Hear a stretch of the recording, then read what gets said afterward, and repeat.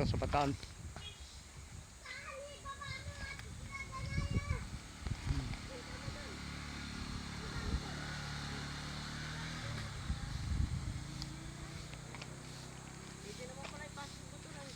Ha?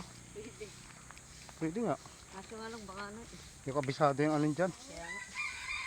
Tarik-tarik pa. Punta pa tayo sa dulo. Huwag na.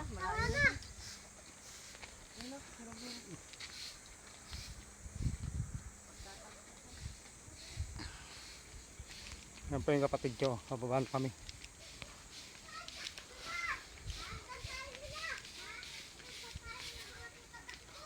Wala kasi yung pambasa eh. Dapat kung may pambasa ako, maligo ako dyan sa may ano eh.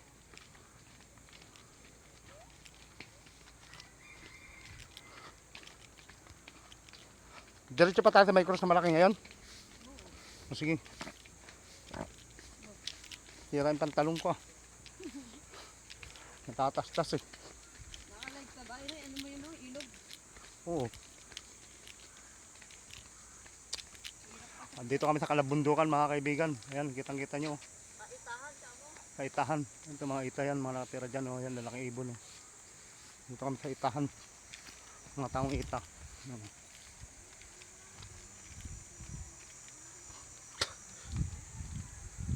Ayan na aming bridge. Nakikita nyo. Pwedeng idaan dito yung motor. Kaso nga lang ayaw ko. Kasi nga, hindi ko kabisado. Gumagalaw. Gumagalaw itong aming bridge. Eh. Ayan o. Oh.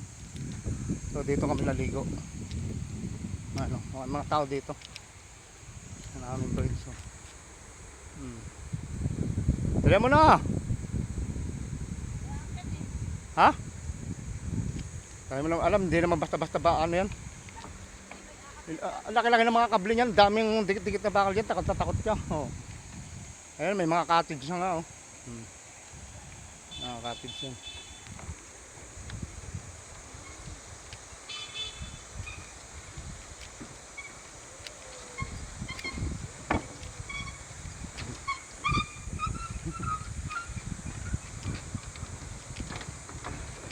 May mga motor din kung tumatawid dito.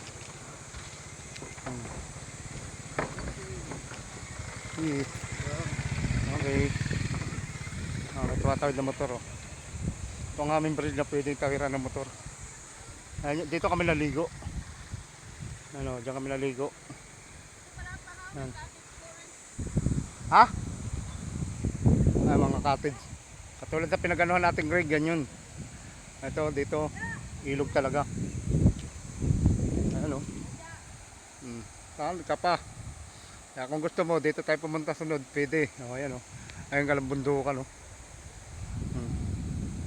Presko din dito. Pakikita ko sa inyo lahat yan. O. Yan ang ng Bataan dito. Hindi ka mamamangha dyan o. Dito sa may beds. Tarap! No. Bundukan o. Ay mga kapatid ko, kapamangkin ko. Tama na ng mga ita. Tama na ng mga ita yan. Okay, hanggang dito na lang muna yung aking live. Thank you very much sa inyo lahat.